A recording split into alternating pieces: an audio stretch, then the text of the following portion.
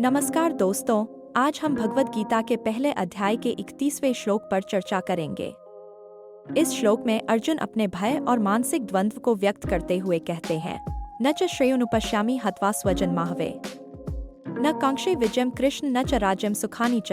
अर्थ, हे कृष्ण, मैं अपने ही स्वजनों को युद्ध में मारकर कोई कल्याण नहीं देखता।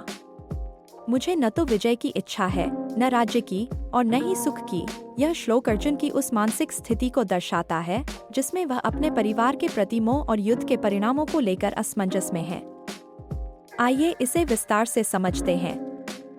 अर्जुन अपने परिवार के प्रति मोह और भावनात्मक लगाव से जकड़े हुए हैं।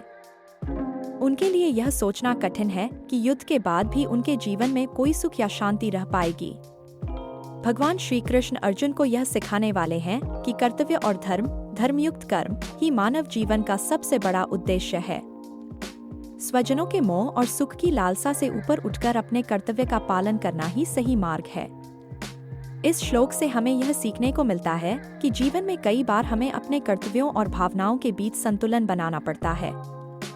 अर्जुन का यह श्लोक हमें सिखाता है कि कभी कभी हमें अपने तत्कालिक सुख और दुख से ऊपर उठकर दीर्घकालिक लाभ और उद्देश्यों पर ध्यान केंद्रित करना चाहिए।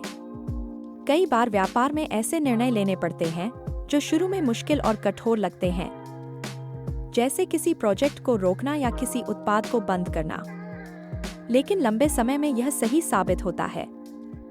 माता पिता को अपने बच्चों को सही दिशा देने के लिए कभी कभी सख्त फैसले लेने पड़ते हैं।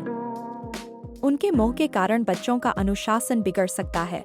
किसी खिलाड़ी को अपने परिवार से दूर रहकर कड़ी मेहनत करनी पड़ती है। शुरुआती समय में यह कठिन लगता है, लेकिन उनके भविष्य के लिए जरूरी होता है। हमेशा अपने कर्तव्यों और जिम्मेदारियों पर ध्यान दें। जीवन में दीर्घकालिक उद्देश्य के लिए तत्कालिक सुख का त्याग करें। अपने लक्ष्य और धर्म का पालन करें, चाहे वह कितना भी कठिन क्यों न हो। यह श्लोक हमें यह सिखाता है कि जीवन में अपने कर्तव्यों को भावनाओं से ऊपर रखना चाहिए। अर्जुन के इस संघर्ष से हमें प्रेरणा मिलती है कि हम भी अपने जीवन में मोह और लालसा को छोड़कर अपने धर्म और कर्तव्य का पालन करें। अगर आपको यह वीडियो पसंद आया हो तो इसे लाइक और सब्सक्राइब करें। अगले वीडियो में हम अगले श्लोक पर चर्चा करेंगे। धन्यवाद।